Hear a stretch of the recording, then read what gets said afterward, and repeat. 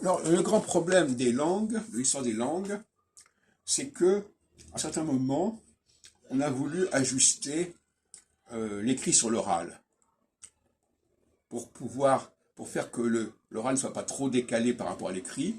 On a modifié l'écrit, on l'a oralisé en quelque sorte. Et ça, c'est extrêmement problématique pour quelqu'un qui veut décrire la langue, parce qu'il faut qu'il rétablisse ce processus.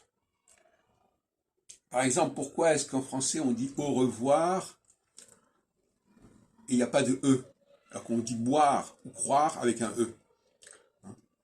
Donc il y a quelque chose qui cloche. On en a parlé d'ailleurs dans une vidéo, un Café Philo. Il y a des cas où tout se passe comme si on avait enlevé le E pour que justement on prononce le R, même quand il n'y a pas de E. Et d'autres cas, on garde le E, et à ce moment-là, il faut appliquer la règle. Donc ça peut effectivement égarer les gens qui travaillent sur ces sujets, parce qu'ils ne savent pas sur quel pied danser. Tantôt on dit une chose, tantôt on en dit une autre, tantôt l'infinitif, le R de l'infinitif se prononce, tantôt il ne se prononce pas. Et même quand il se prononce, il n'est pas suivi forcément du E, qui devrait être la règle qui déclenche la prononciation du R.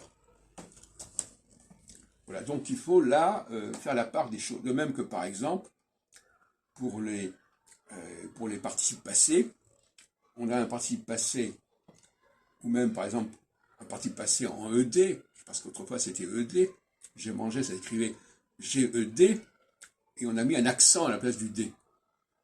Donc en mettant un accent à la place du D, on a aligné l'écrit sur l'oral. Hein.